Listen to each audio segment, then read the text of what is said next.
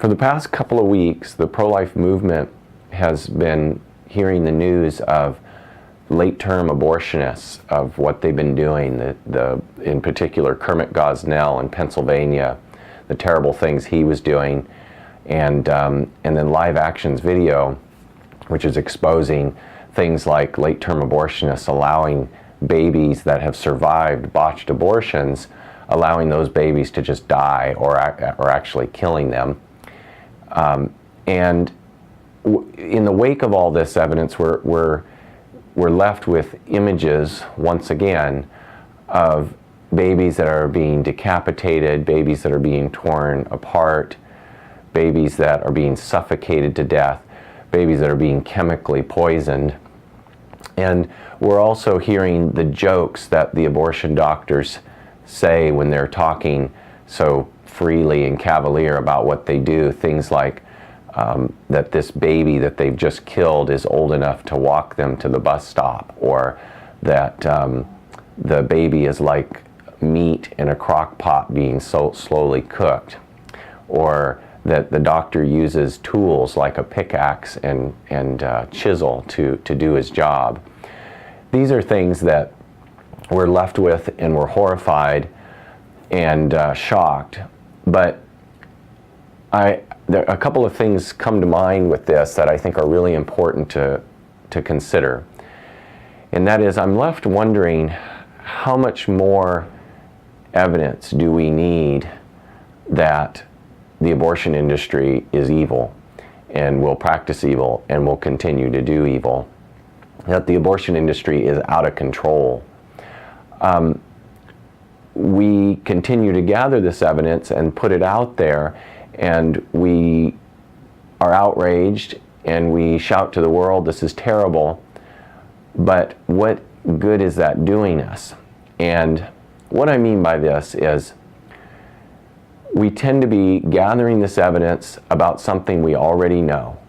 That is, the abortion industry is really beyond imagination in terms of its capabilities of evil and what it's doing every day.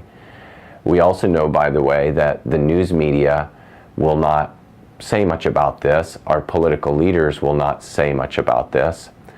That's been part of the news too, the news being there is no news. The cover-up, the censoring of the practice of abortion.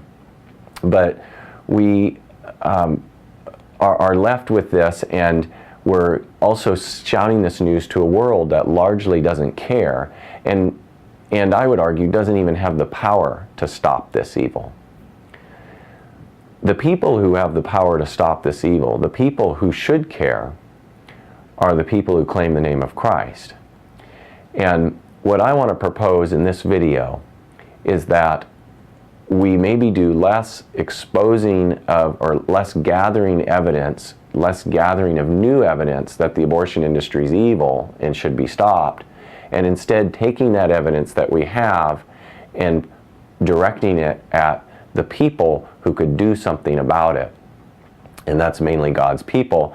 And I think that one of the barriers with this, why that's not happening, is that it's much easier for us to point our fingers at the evil abortionist for what he does than it is to point our fingers at ourselves and admit and confess that maybe we're not doing all that we should, and that maybe we are actually complicit and complacent in this issue, and that our complicity has been that many of our church members are having abortions, and that our churches are not discipling their members properly in such a way to make abortion at least more unthinkable.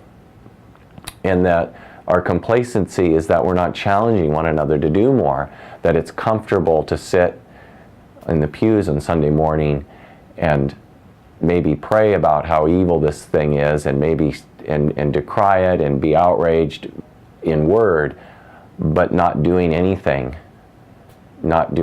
in deed.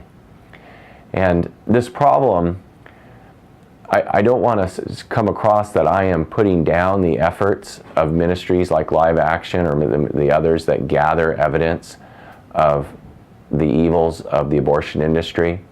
What I am saying, though, is that it's quite possibly a distraction from what the real problem is.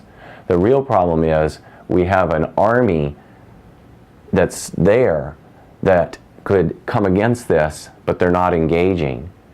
We have an army that's not unlike Saul's army, who was either comfortable or afraid. They were afraid of this giant, even though they had the God of the universe on their side. And here we are doing the same thing, the giant of abortion that God has put before us, and He's given us all the resources, the power of His Holy Spirit, the power of the gospel, and the limitless resources that He has given us in the talents and creativity we have as a church, as the members of the church come together, and yet we're not applying that towards abolition type ministries. We're not working for the end of abortion. And that's what I see as the real problem.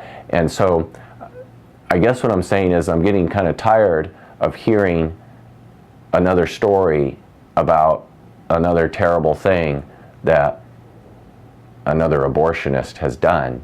I want to say, yeah, that's news to me, like it's news that a quarterback threw a pass yesterday, or like it's news that an engineer designed a bridge. This is what these people do for a living, and they'll continue to do it until somebody comes against them who can stop them.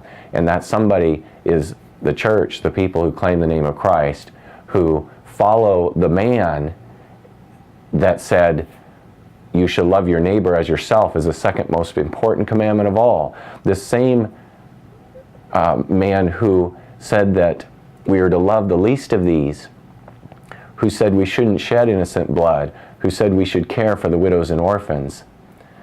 This is God, Jesus Christ, and His followers are the ones who can come against this. So in conclusion, I would say this, that I hope that a year from now, or 5 years from now, or 10 years from now, my prayer is that we're not hearing another story about an evil abortionist, but instead the story is that God's people are engaging in this battle and bringing this giant down once and for all.